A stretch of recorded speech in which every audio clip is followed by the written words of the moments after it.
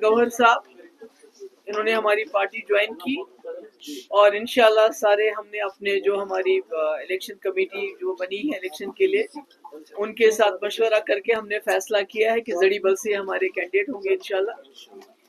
और हम चाहते हैं कि जो शहरी श्रीनगर में हम ऐसे कैंडिडेट दें जो अच्छे हो, पढ़े लिखे हो, दीनदार हो, क्योंकि श्रीनगर के साथ मुफ्ती साहब को खास अकीदत थी और मुफ्ती साहब को आपको याद होगा कि जो आखिरी दौरा था वो भी उनका डाउनटाउन का था। और हमारी भी कोशिश रहेगी कि श्रीनगर के लोगों की प्रॉब्लम्स बहुत ज़्यादा हैं, बहुत मुश्किलात हैं यहाँ, गरीबी भी बहुत है, एक एक घर में 4-4 फैमिलीज रहते हैं। इसके लिए भी मुफ्ती साहब का एक प्रोग्राम था कि इनको बाहर ले जाएंगे, मगर अब हमारा अगर इंशाल्लाह हमारी सरकार बनी तो वी विल गो वर्टिकल, कि जहां हम बनाते हैं मैरिज हॉल्स बनाते हैं, दूसरी चीजें बनाते हैं, तो मैरिज हॉल्स के साथ साथ अगर हमें जगह मिलेगी तो हम बड़ी बड़ी बिल्डिंग्स बनाएंगे, फ्लैट्स बनाएंगे, जहां हम ये जो घर में जो उनमें कंजेशन है उसको दूर करेंगे। और शहरी श्रीनगर में बेरोजगारी भी बहुत है, गाँव में हमारा रहबर तालीम है, बाकी स्कीम्स हैं। कोशिश करेंगे श्रीनगर की जो मुफ्ती साहब का जो एक इरादा था श्रीनगर को लेके, उसमें मुझे लगता है गवर्नर साहब जैसे जो हमारे लोग आज ज्वाइन कर रहे हैं, ये भी हमें शहरी श्रीनगर को डेवलप करने में पूरा अपना रोल अदा करेंगे। मैं तो कहती हूँ कि आप किसी को लोगों को जेल में बंद कर सकते हो, पर ख्यालात को जेल में नहीं बंद। ख्यालात की जंग है जमहूरियत में, ख्यालात की जंग होती है और जो ख्याल बेटर होता है वो प्रिवेल अपॉन होता है। तो इसलिए मैं समझती हूँ कि बहुत देर कर दी।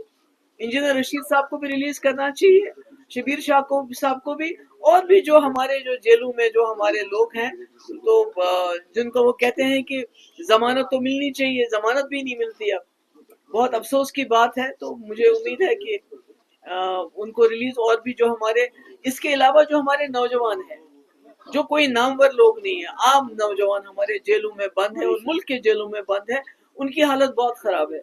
उनके माँ बाप बहुत गरीब हैं, वो वहां तक जा भी नहीं सकते हैं। तो मैं कहती हूँ गवर्नमेंट ऑफ इंडिया, चूंकि इलेक्शन का प्रोसेस शुरू किया आपने, आप बार बार कहते हैं कि हम जम्मू कश्मीर के लोगों के साथ रिकंसिलेशन चाहते हैं, तो मैं कहती हूँ जेलों के दरवाजे खोल दीजिए, तो रिकंसिलेशन का एक सिलसिला शुरू हो जाएगा। उमर साहब ने खुद कहा कि मुझे चपरासी की ट्रांसफर के लिए गवर्नर साहब के दरवाजे पे जाना पड़ेगा। मुझे चपरासी की ट्रांसफर की फिक्र नहीं है, मगर मैं वो वजीर आला रही हूँ जिसने बीजेपी की सरकार के साथ सरकार चलाई, 12,000 नौजवानों की एफआईआर वापस लिए। क्या आज आप ऐसा कर सकते हो? मैंने as a chief minister Modi के साथ सरकार बनाते हुए सेपरेटिस्ट को खत लिखा, दावत दी, बातचीत की। क्या आप ऐसा कर सकते हो आज? मैंने सीज फायर करवाया, क्या आज आप कर सकते हो?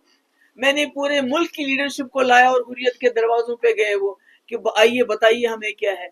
तो मैंने बहुत ही पावरफुल चीफ मिनिस्टर रही हूँ, मेरी असेंबली बहुत पावरफुल थी, हमारे पास रेजिडेंटरी पावर्स थे।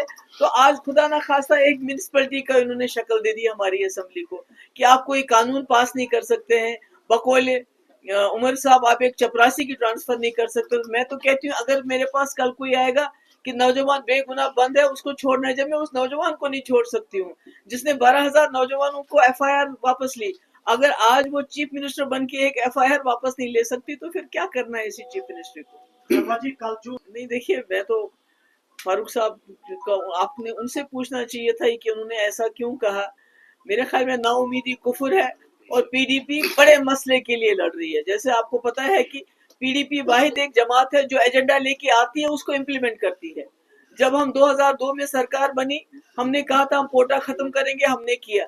उसके बाद हमने बोला हम रास्ता खोलेंगे, हमने खोले मुजफ्फराबाद रावलाकोट। हमने कहा हम बातचीत कराएंगे, तो वाजपेयी जी की बातचीत, एलके अडवाणी की बातचीत हमने हुर्रियत की लीडरों से कराई। तो हम तो अपने एजेंडा पे चलते हैं और आज भी हमारा एजेंडा है कि मसले कश्मीर मसला है, उसको आप इग्नोर नहीं कर सकते। तो उसको हल करने के लिए जो 370 है उसको भी रेस्टोर करना बहुत जरूरी हो जाए। हम तो हमेशा अकेले लड़े हैं, 99 से जब से हमारी जमात बनी है हम तो हमेशा अकेले लड़े हैं और लोगों के सहारे लड़े हैं, लोगों को की तकलीफें दूर करने के लिए लड़े हैं। मैं तो कांग्रेस में थी, सीएलपी लीडर थी, मुफ्ती साहब मेंबर पार्लियामेंट थे, तो हमने छोड़ के एक ऐसा प्लेटफॉर्म पीडीपी बनाई जिसका काम है, जिसका बेसिक एजेंडा है जम्मू कश्मीर को एक बाइज्जत दौर में लाना, एक पीस विद डिग्निटी देना।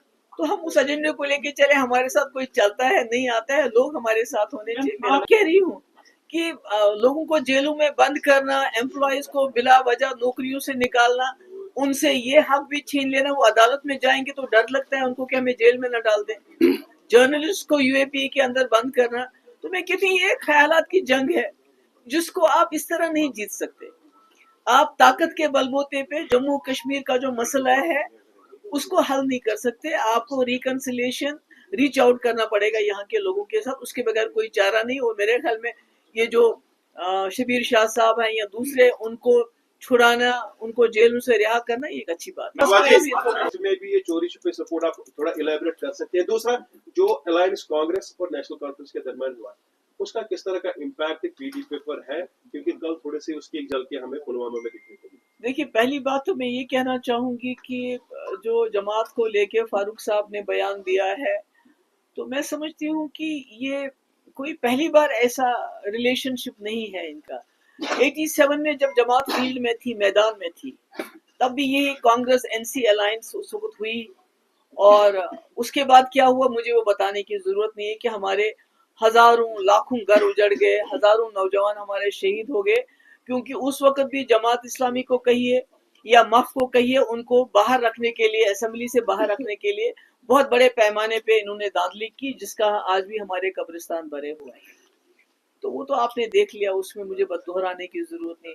दूसरा, जहां तक कांग्रेस और एनसी की अलायंस की बात है, मैंने पहले भी कहा है हमारा एक एजेंडा है जब भी हम अलायंस करते हैं। देखिए, जब पीडीपी ने कांग्रेस के साथ अलायंस की 2002 में, हमारा एक एजेंडा था कोटा खत्म करना, बातचीत करना, लोगों को जेलों से रिहा करना, जिसमें हमने गिलानी साहब को रिहा किया। आज आप सोच सकते हैं ऐसा, बड़े बड़े शबीर शाह साहब को, यासीन मलिक साहब को रिहा किया। तो हमारा एजेंडा था। उसके बाद जब हमने बीजेपी गवर्नमेंट के साथ, बीजेपी पार्टी नहीं, बीजेपी गवर्नमेंट के साथ हाथ मिलाया 2014 में, हमारा बाज़ाब्ता एजेंडा ऑफ अलायंस था कि आपको 370 को नहीं छेड़ना, आपको एस्पा खत्म करना, आपको पाकिस्तान से बात करनी, आपको हुर्रियत से बात करनी, आपको पावर प्रोजेक्ट वापस करने, और भी कई चीजें थी उसमें, और रास्ते खोलने हैं। यानी उस वक्त भी हमारे पास एजेंडा था। तो जब भी कांग्रेस और एनसी की आपस में इनका अलायंस होता है तो ये कुर्सी के लिए होता है। तो अगर मुफ्ती साहब को कुर्सी चाहिए होती 2014 में, नेशनल कॉन्फ्रेंस भी ऑफर कर रही थी, कांग्रेस भी ऑफर कर रही थी। तो मेरे ख्याल में अलायंस पीडीपी के लिए इट गोज बियॉन्ड पावर। जो हमारा एजेंडा वो सबसे ज्यादा जरूरी है। और अगर एनसी और कांग्रेस का जो आपस में मेल है वो एजेंडा के लिए नहीं, वो, और आपको पता है, एक मेरे ख्याल में एक हिस्ट्री है, जब जब पीडीपी और कांग्रेस जब हम मिले तो हमने लोगों के लिए काम किए, हमने लोगों को एक राहत दी, हीलिंग टच दिया।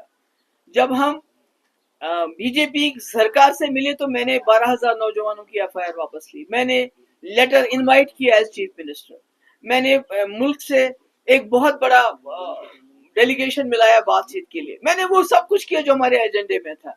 मगर जब इनकी हुई तो मकबूल भट्ट को फांसी, 87 में चोरियां, जिसका नतीजा हम आज देख रहे हैं, उसके बाद दोबारा अफजल गुरु को फांसी। तो ये तो आप लोगों के सामने सारा है कि क्या होता है। मैम, आज शीट शेयरिंग में, अलायंस में नहीं यकीन रखते हैं हम, एजेंडे में यकीन रखते हैं। वो तो मुझे मालूम नहीं है कि कौन आया, कब आया, तो मुझे इसके बारे में कोई इन्फॉर्मेशन नहीं। Thank you.